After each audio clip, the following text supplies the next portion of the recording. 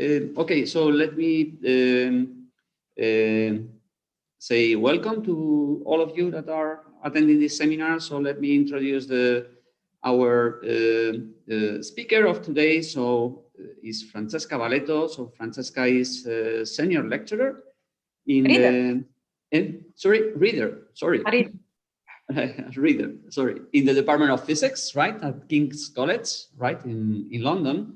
So she is currently visiting the IPC, as she will be here for several months. So actually, Francesca, she got her master's degree at the University of Genova, right? It's correct, in Italy. And then she obtained her PhD also at the same university, also in Genova. After that, she was working at ICTP in Trieste, and as well as MIT, I think in the US, right? And then she joined King's College, I think already in 2007, right? 2007, I think. So we are, well, Francesca, she's a theorist. She works in catalysis, energy storage, and other different topics that are of interest to many of the people here at the DIPC community. So as I have said before, she will be visiting for several months. So we are very glad to have Francesca with us. And then, so please proceed with the seminar, Francesca, and we will have some time for comments and questions at the very end. So thank you very much, Francesca. Welcome. Thanks for the nice introduction, Ricardo. Thanks for hosting me. And so it's a great pleasure for me to be at the IPC also during this bizarre year and condition that we are living in. So today I'm just going to present you some of our work that are devoted to understand how structural changes of metallic nanoparticles can affect their chemophysical properties, and just try to understand if we can design metallic nanoparticles as a nanocatalyst from their formation process. So I know that eventually is difficult to being so online, but so if you have any question, please also interrupt me. First of all, I would like just to say why, after so many years, we are still so keen to understand the metallic nanoparticles. First of all, is because they are essentially everywhere. Okay, if you are entering in a medieval church, if you are looking at some medieval ceramic, when you are chaining your bicycle, or when you are buying or washing your sport clothes that now contains a lot of silver nanoparticles for the antibacterial properties. So we realize that metallic nanoparticles are essentially everywhere. Of course, so they can also make our life sometimes easier, because so we can use golden nanoparticles to deliver drugs in the system, or also so for their catalytic properties, as in fuel cell and batteries. What makes them so really amazing is that they can come in different shapes or different isomers, even at the same size, and present different homotopes. So same size, same shape, but different chemical ordering. And that one allows us to identify non-scalable with the size and shape properties that are also very peculiar and very different from their bulk and atomic counterparts. So from this point of view, nanoparticles can be defined as a new state of matter, but they can also be used as building blocks for nanostructure materials, so assembly of metallic nanoparticles. So just let me rephrase a little bit the famous Richard Feynman statement that there is still plenty of room at the bottom, simply because we can just use the sizes, shapes, chemical ordering, and also the environment just to predict chemical physical properties, but also so the reverse process, so to design and to select and to optimize so the object for a certain chemophysical properties that we wanted to use and to enhance for a certain application. So the first things are usually when you are approaching nanophysics is about exploring the energy landscape that can be done with the different global optimization techniques. Here, so in this picture, we can see this kind of tree where we have ordered so the different energies for gold 55, this Schmidt nanoparticle, and this was done using Besinopic technique. That one was a work done in collaboration with David Weiss in Cambridge. And then we were trying to identify different structural properties and essentially looking at the presence of one or many five-fold symmetry axes. And just to give you a very simple example, why we are so keen about the structure, I believe that is the case of this platinum 13. So it's just only 13 atoms of platinum that are arranged into an icosahedral shape. Icosahedral is the most symmetric and spherical solid that we can imagine. The global minimum, that is a very low symmetry structure, so you don't have any kind of symmetry at all, or the truncated big pyramid. And that one is the electronic structure that we can calculate at the density functional theory level in local spin density approximation using a PBE. And it's clear, just only so take that one as a visual point of view, that the more our geometrical structure is symmetric, more the electronic level are atomic-like, while when we are losing so the geometry, asymmetry in the ionic geometry, so that we have a broadening of the electronic levels. So that one, of course, means that we may expect differences in the behavior depending on the shape. And here I just put two examples that we are doing here in collaboration with Roberto D'Agosta at UPV, where we have calculated so the magnetic properties of platinum nanoparticles over a different size range, and we compare FCC structure, cuboctahedral structure, decahedral, and icosahedral, and clearly so is that the icosahedron maintains so a magnetic character at a larger size than the other shape. And that one is essentially due to a different relaxation at the second neighbors, especially of the vertex and the atoms around the vertex and subvertex.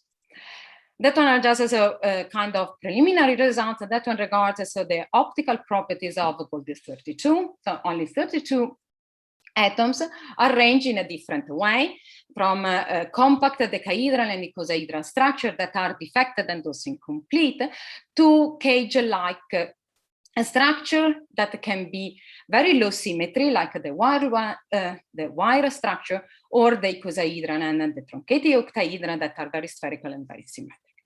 And clearly the absorption spectrum that one is done in a real-time, time-dependent DFT clearly presents different peaks only when we have a very well-ordered structure, while in the other cases, no. Also, the chemical order matters, and that one is again so done in collaboration with Roberto, and we have that we compare the optical spectra in absorption and in emission of an icosahedron made of 55 atoms of gold, and then the core shell, where we have a platinum core and a shell of gold, and the inverse core shell, where the gold is in the inner side covered by one layer of platinum. And again, just only if you are looking at so the assertion, you see that from this clear two peaks for the gold 55, we have only one peak when we have the gold as a shell, and a peak at lower, at higher energy when we have platinum. And the other peculiarity that here you can see that for the Bayer classes, so we have a kind of gap that is not present when we are doping. Also, the environment matters a lot. So, and here again, just two examples. So let me discuss before about again magnetic properties of platinum 13, when it was inserted inside a zeolite core. Platinum and zeolite are quite a catalytic material, but that one was just done in order to understand why we have highly coordinated clusters with an high magnetization. And in literature, it was found that that one is due to icosahedral shape, but that one is absolutely not the case. And what we have show here is that depending on the coordination of the platinum atoms that is anchoring the zeolite pole, that one is just a small part of the zeolite, the cluster undergoes or not to a structural transformation. So where the low energy structure are opening and they are losing not only coordination but also magnetization. The other prototype example is a platinum and nickel cluster where nickel is at the core. I don't know if you can see my pointer, sometimes it's disappearing. Sorry about that. That is deposited, the soft lantern, okay? Just imagine this absolutely soft deposition onto an MgO substrate.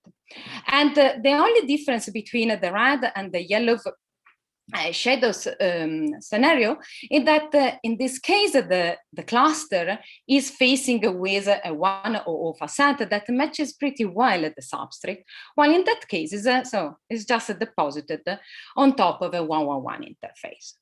So if you are taking the Norskov work, so just looking at the D-band center for metallic nanoalloys, so these two objects present exactly the same D-band center. But if we are using an oxygen molecule, so these two atoms in red, to explore different absorption sites, we realize that definitely the two systems are not the same. Indeed, so when we have a mismatch between the substrate and the nanoparticle, the absorption energy is roughly double. And doesn't matter if we are including or not, so Grimm's correction. But up to now, I have just described you some prototype cases. So our cluster was absolutely static, and we realized that changing the shape make a difference for their chemical and physical properties. So, but the point is that clusters are changing. So the structure of a nanoparticle is changing over the time. And of course, so the time here can be femtosecond, and so probably so the changes are quite negligible, but to nanoseconds, to hours, to days, and eventually years for practical application. So that means that eventually, or so it's very likely, that the electronic structure is changing due to the motion, due to the changing of the nanoparticle shape. So somehow we have that from a zero-dimensional object, so from a finite object, we have a four-dimensional object where so time is absolutely critical. So this kind of properties of metallic nanoparticles to change their shape is usually named as a fluxionality, and they are definitely quite a fluxional object. That one are just images taken from the Palmer's group of an icosahedron transforming into a decahedron and into an FCC, and that one is done under an electronic beam in a higher resolution microscopy. And that one are possible structural changes that we have predicted. That one is a decahedral changes into FCC using two different mechanisms. And that one is gold around 900 atoms. And in this first picture, in the blue picture, you can see that there is a deformation of this linear axis, while here there is a concerted sliding on different 111 plane, and the five-fold axis is pushed away closer and closer to the surface. And this object will have definitely different chemophysical properties. Sorry about that. So just go here. It takes a long time just to see that it's transforming. So we have trying to analyze the collective and concerted motion. We have identified that so we can have an axis migration. So it's essentially a sliding of one place, one with respect to the other, where so there are different blocks that are slipping one to the other. We can also observe a twin plane migration. Is essentially that so you can identify a different group of atoms between the boundaries, and then you have the rotation and the slipping of one planes, or a twin plane competition where only one part is moving, and again is a cooperative of sliding of one planes. Inspired by the boron chemistry, I found that an icosahedron structure can transform into a decahedron or into a cuboctahedral following the so-called diamond-square-diamond mechanism. That is essentially a rotation around or the fivefold axis or around an axis perpendicular to a 1-1-1 facet, where you have that a triangle before transforming into a diamond and then into a square.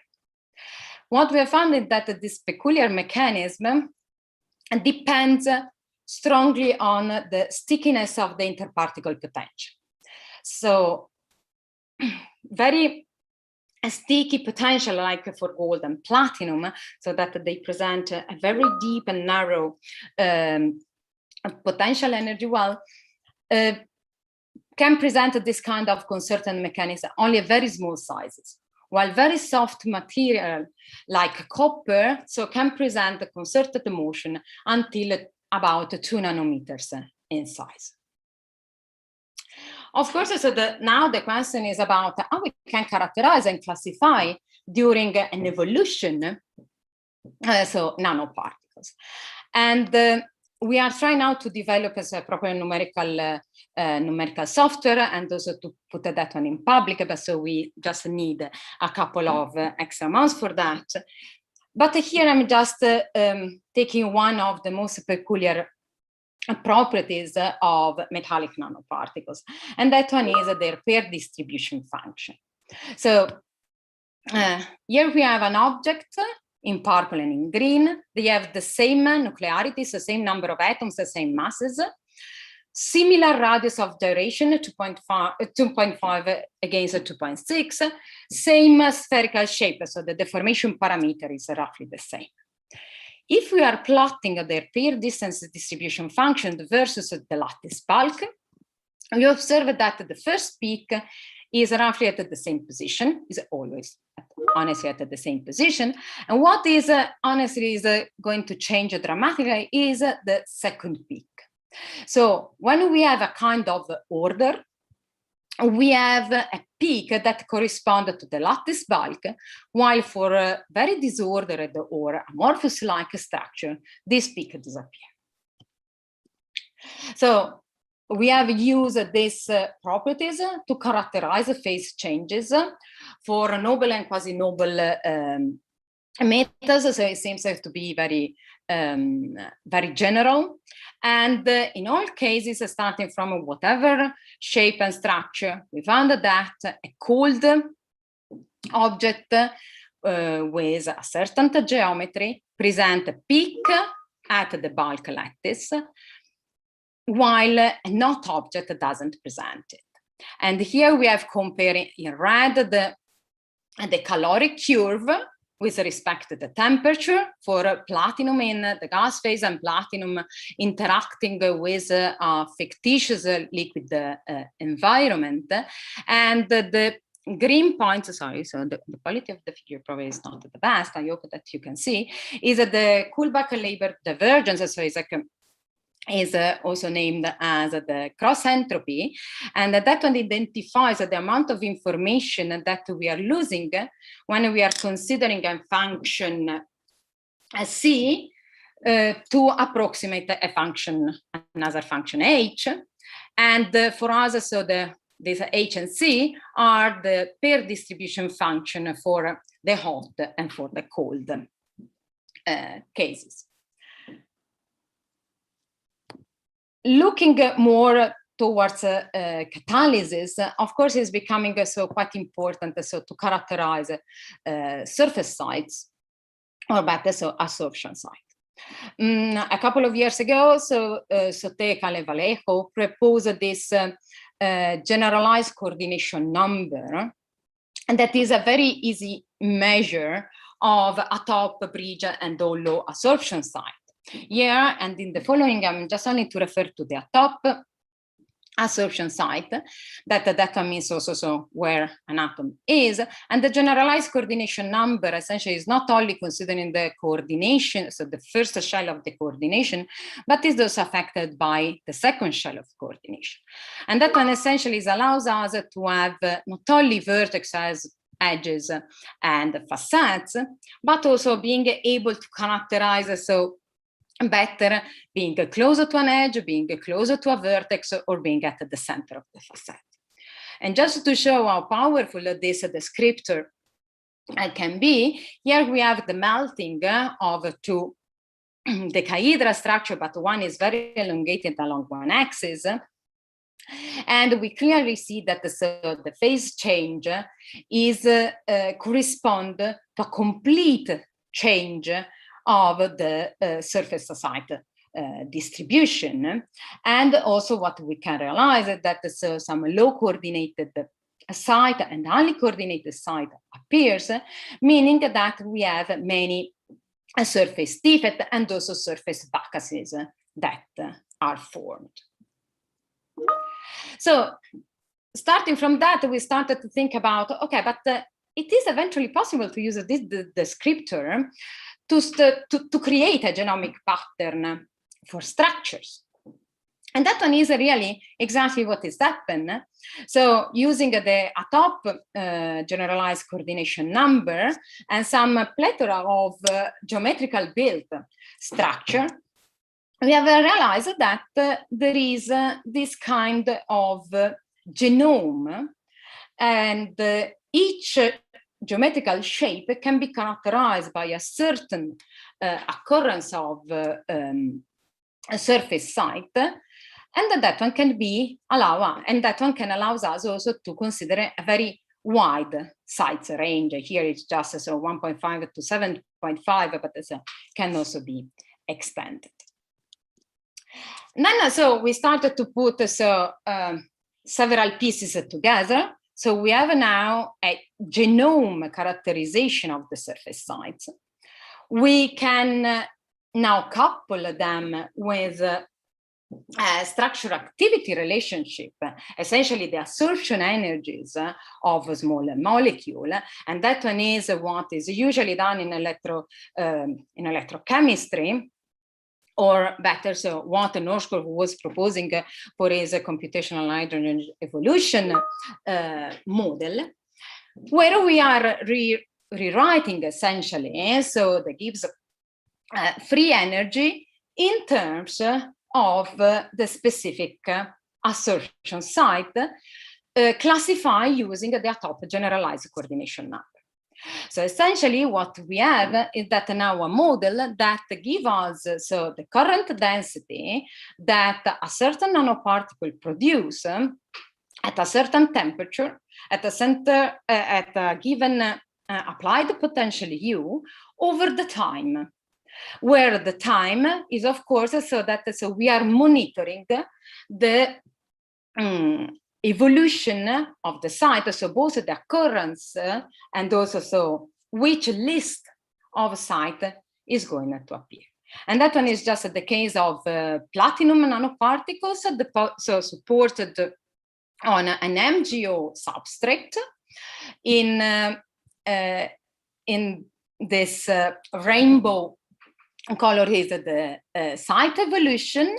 We also press here so to show the substrate, but so this blue site so are the one in contact with the substrate. And then the chan is the activity curve that we are going to obtain. And that one is just so during the melting of the nanoparticle from an icosahedron to that so is going to reconstruct into an FCC with different wetting properties until we have just so a liquid droplet.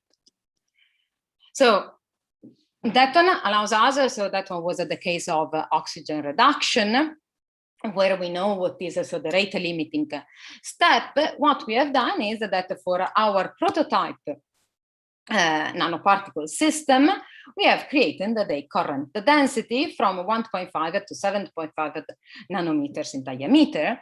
And we can see that different shapes have a very strong dependence on the size for their activity, while others so much less. And that one is also matching pretty well. So some experimental data that we have in a similar size region.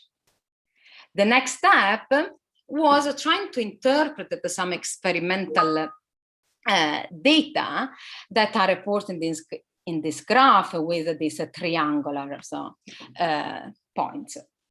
As you can notice, that one has only platinum nanoparticles build up in a different way for the oxygen reduction.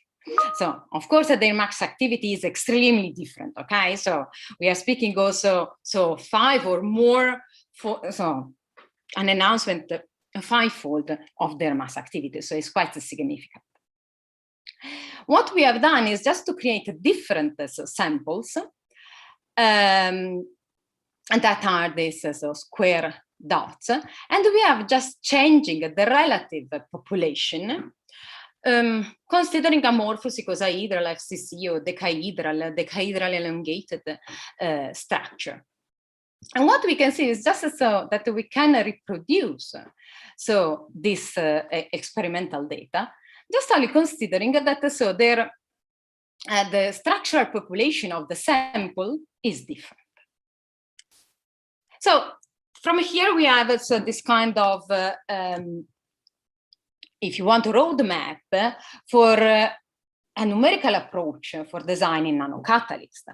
And so we can just create them. So we are looking at the structure and we are classifying the surface sites during the revolution, and then so joint and the structural activity relationship that so should be done at the DFT level, we can estimate and predict their activity. So now it's more about so modeling. Up to now, so I show you so just so some nicely geometrical build up, but how we can model so the formation process. And what I have in mind is just a gas phase synthesis where we have that so a metallic vapor. You can use so magneton or a laser or just only a crucible. Just so here we have a kind of hot metallic vapor. We are inserted so inert gas that cool down the system, and this aggregation zone can be also change, and so we can of course so monitoring so the size distribution. For nanoalloys, so they can also cause sputtering or so sequential sputtering, and that of course can provide so completely different so tools. Essentially, so the formation of metallic nanoparticles in these inert gas sources can happen through 3 different processes. One is that so from a seed, the nanoparticle is growing for the addition of atoms one by one. That one can also be that so 2 nanoparticles collide one against the other, or that so the growth is that happens in a still in the hot vapor, so it's like a liquid object, and then is cooling down during so the aggregation source. Of course, so we can also in an experiment tuning the pressure of the inert gas or the chemical composition of the inert gases in order just to push in one direction to the other. And that of course means that so we can then analyze so the energy distribution of the flux of nanoparticles that we have created. And of course, in one case of the one by one, so that one will be an energy versus the size. So of course, we can see if there are so better sizes than other, energy versus time in the case of the coalitions. also energy versus temperature. And these three processes, of course, so will give us information about memory effects or smaller sizes, or also about the possibility to have a surface diffusion or a collective rearrangement of the nanoparticles. And also about how much the kinetics can affect the formation process. Here, so I'm just showing you the difference, changing the kinetic rate of the freezing from a very fast freezing to very slow. And the dotted points here are what we suppose to be the thermodynamic limit calculated through an sampling technique. And so, of course, it's not only that the freezing temperature, I lost my cursor, is that the freezing temperature changing, but it's also that we are ending in different shapes. All these possibilities are contained in the software package LODIS, low-dimensional system molecular dynamics, that we are developing in my group. So we have a focus on the formation process of copper nanoparticles. So we have explored the size range between 200 and 1,000 atoms, roughly. We have considering annealing process, growth considering different seed, and the coagulations considering different shape and sizes.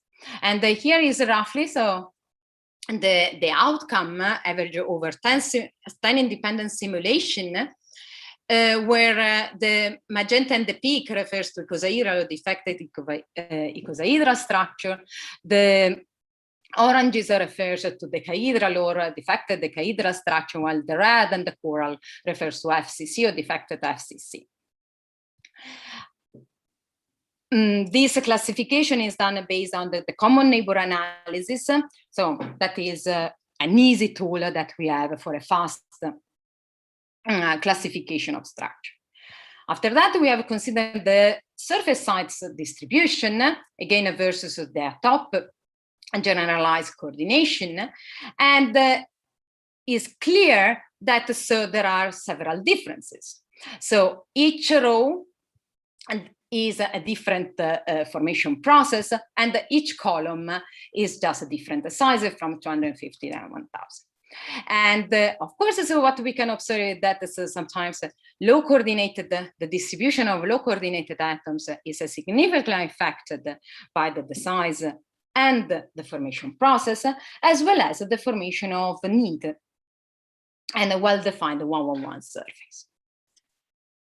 So we have found in literature a possible a structure activity correlation for the CO2 conversion into methane. Is not the primary channel for the CO2 conversion, but is still quite important in order to develop copper nanoparticles, and also for selecting a specific chemical reaction. And we have that the peak for this conversion is around 3.3 values for the top coordination number. So low coordinated sites are the most active. And that one is the mass activity of the nanoparticle, where the surface of the nanoparticle is calculating again with respect to the top coordination generalized coordination number. And here we are comparing the mass activity versus the size of the nanoparticle. In blue, we have the annealing formation. The magenta are referring to the coagulations, and the greenish like are for the growth. And of course, so what we have noticed is that there is a strong effect due to the formation. Indeed, we have that if we anneal very small particles, so they present a lot of defects, and so they are going to be very, very active. But so this, and then we have that the activity decreases with the size. On the other hand, so during the growth, so is likely to have more and more defects, so keep going, okay, to deposit atom one by one. And so we have that the activity is increasing with the size. At the same time, coalitions also present a non-monatomic behavior with the size and present a peak in the activity about 600 atoms, around 2.3 nanometers. So just to sum up, our numerical route for the nanoparticle design for nanocatalyst is about modeling the formation process, and that one can be done at the classical molecular dynamics, using classical molecular dynamics. We are attaching a robust site classification during the evolution, and then using the DFT or so higher level, so we can create the correct structural activity relationship, and we can estimate the catalytic activity. Of course, so, and that one is just only to give you an idea about what we would like also to do in the future, is about how to have more reliable and more accurate classical molecular dynamics. As you know, classical molecular dynamics rely on an interparticle potential, and usually this interparticle potential is a semi-empirical or empirical one. In all the work that I have presented here up to now, we have used this second moment approximation of the tie banding. What we are currently doing is trying to use a machine learning force field, and that then will give us a more accurate, eventually trying to mimic the accuracy of density function. You're using this FLAIR program that also contain this MFF, that is a way just to include also many body terms, but still giving us the possibility to create a proper force field. And the software is also coupled with, up to now only with alarms, but we are working to couple that one with our LODES. In terms of the classification of structure, that of course is becoming more and more important, and especially also to recognize what is at the surface, especially for catalytic properties. We are trying to do principal component analysis, and we have that one is a result of last week, so super preliminary. And that one refers to a cluster that can be associated to the inner part of the cluster, and that one is, sorry, I lost again my cursor, and that one refers to the surface of the cluster. And here we are mapping and considering more than 10,000 different local environments, from few hundred of atoms up to thousands of atoms. And again, also, so we are considering eventually, if it is the case, to use clustering of clusters.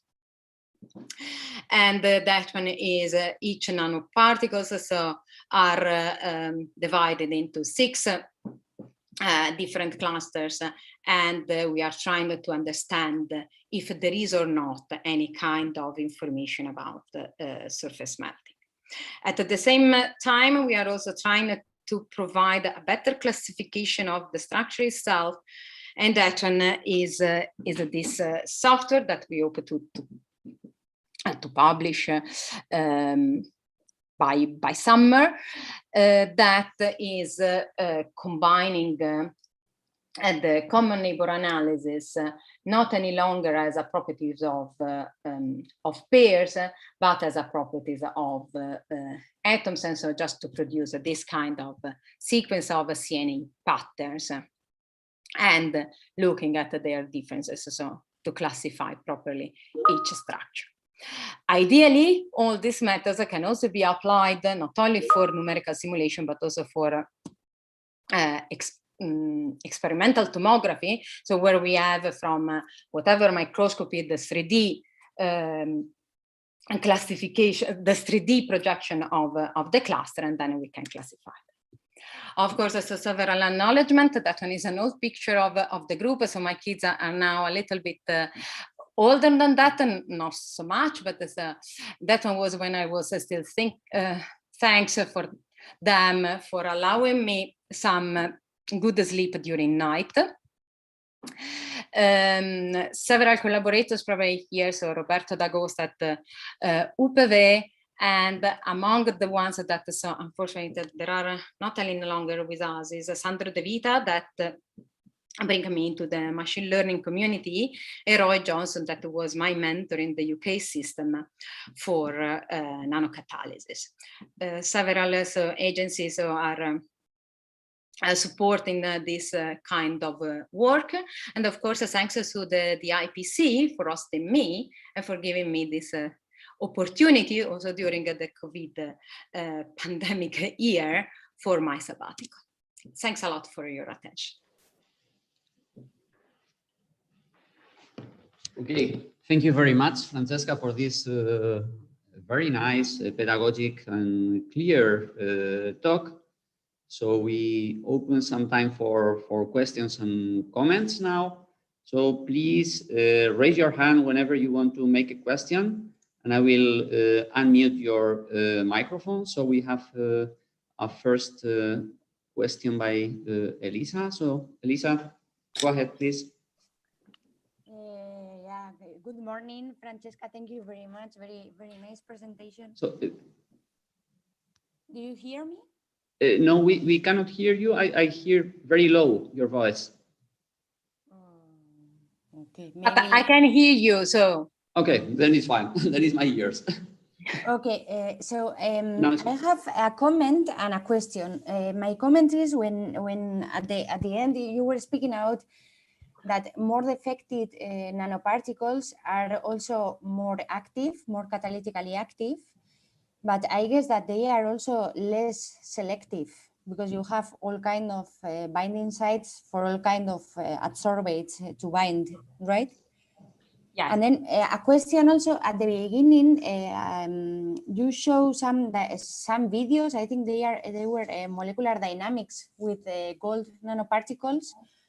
And so my question is, how did you calculate these dynamics?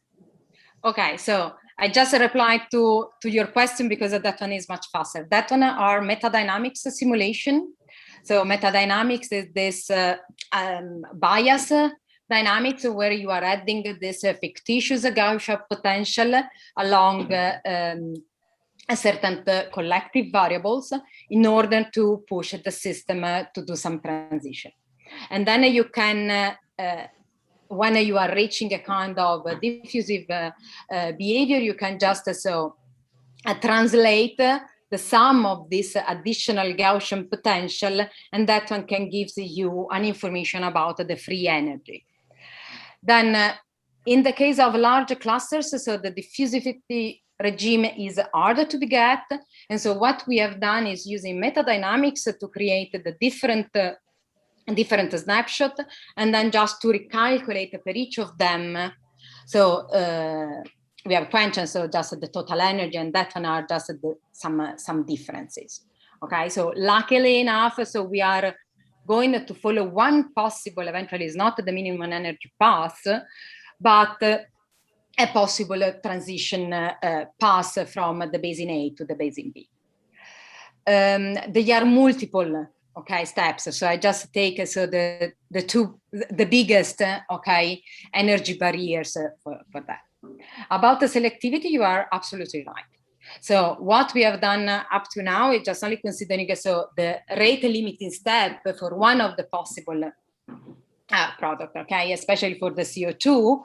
So the methane, so the conversion towards methane, so is only happens under some condition. Up to now, we do not have any kind of structural selectivity criteria, but of course that one will be absolutely fantastic to understand if that one is possible, especially for catalysis of bifunctional catalyst. And so there is a strong interest in the community, and we are working on that. But so we don't have any results yet. Mm-hmm. Thank you very much. So further questions, please raise your hand. If so, in the meantime, let me also make a question myself, Francesca, because I was curious about one of the comments you made at the very end, saying that so you were trying to make, I found very interesting this way in which you try to classify the structures, right, with the properties of the atoms, that you said that you would like to improve that, right? So instead of looking at, yeah. So could you please comment on that? Okay, so we are trying in two different directions, and then so one is to use, if you want, a geometrical descriptor. So among all the possible geometrical descriptor, it seems that the more efficient is this common neighbor analysis, where we are analyzing so the local environment of each pair of nearest neighbors. Now we are trying to translate this property of a pair of atoms into anatomic properties, and that one is just to create for each atoms so a list of all the possible common neighbor signature that they belong and they participate to. So if you want, so if you have in mind, so what does so Ovitor or other so kind of visualization program, they have underneath them so some specific rules. So if you have a certain amount of FCC or BCC and so on. So that one is a little bit too restricted, and that one is also the reason why so it's difficult to visualize any or to characterize, especially atoms at the surface, or so on. And that one also causes a lot of trouble in the community, because so in some paper you can say, yes, so they are amorphous. No, it's not that they are amorphous. It's just only that the program that you are using doesn't have any recipe to follow for that specific kind of environment. We are quite lucky that there is a very finite amount of possible environments that you have in metallic nanoparticles. So about 17, 20. Okay, so it's a lot, but so it's not infinite. Okay, sure. So and that one, of course, so is just working a little bit and just to see. And that the occurrence, okay, what you can have is that more the shape is ordered, so you have that the occurrence of certain patterns is more likely. When you are going to have something that is completely melted, for example, so the highest, so if you want a level of disorder that we can simulate, so you have that essentially every atom has their own specific signature or very small amount. So that one is essentially what we are trying to do. And of course, so now we have just to put some threshold and some boundaries. The other one is using proper artificial intelligence, but that one is probably so overused terminology. So is just to use or the SOAP or other geometrical descriptor, and mainly is a spectral density, to characterize clusters of within the cluster, and then to study how they evolve. And that also can be done cross at different sizes. So we are taking a database that is spanning from 150 up to 7,000 of atoms. Okay, so you are creating from the XYZ file, so from the 3D structure, so you are creating this local environment, so using a specific descriptor. What is becoming, of course, always very important is the cutoff that we are using, and that one is, of course, all the study before related to the pair distance distribution, because it is possible, at least for monometallic, also defined quite clearly a kind of reasonable cutoff for that. And then we are studying if you want, the evolution of this clustering, and then here we are using k-means just for clustering, but that I will let you know more.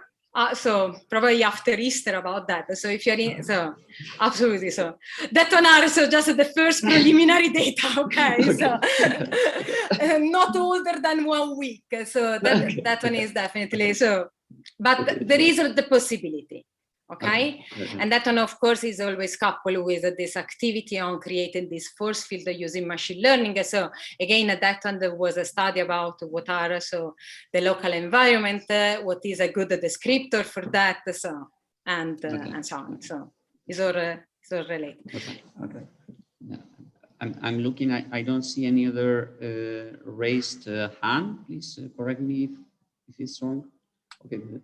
Okay, then let me make I will take the opportunity also to make another question. So this is the very last, and then we can finish the session. But this is a very basic question, and actually I guess that this is perhaps even a naive question, but which is the role of temperature in all this? I mean, whenever you have some clusters in which you may be jumping from one configuration to another, I guess this makes things much more difficult to make any of your analysis. Am I right? Does it make any sense to think in these terms or not? I mean, sometimes you may have different structures. Yes. So structures. What usually we are using it. So we are using the temperature also just to accelerate some events. Yeah, that's okay. So and also because of course we want. So unfortunately, so we can reach probably the microsecond time regime, but not really much longer than that. Okay. So of course, and now there are also a lot of efforts in changing from to GPUs based molecular dynamics, and that one is probably just going to be a few microseconds, but so of course we cannot modeling atomistically second. What we are trying to do is of course to use a temperature just to accelerate some events. So really brutally in that way. Okay. What we have found, and that one is something that we wanted to characterize also a little bit better, in that there is no thermal dilatation in the sense that the first peak of near neighbors is usually is always positioned at roughly at the same distance.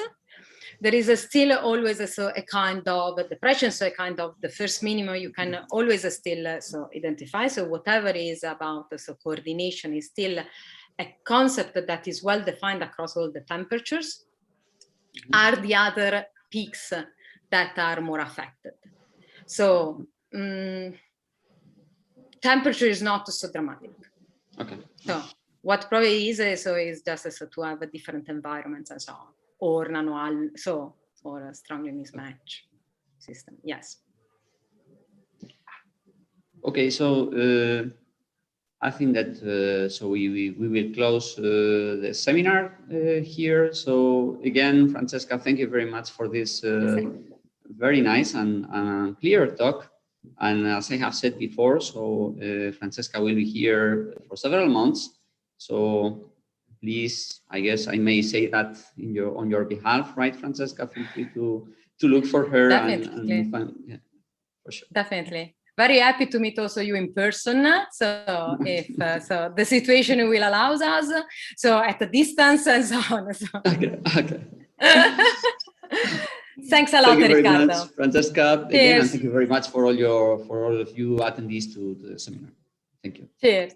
Thanks a lot to everyone. Cheers. Bye. Cheers. Bye.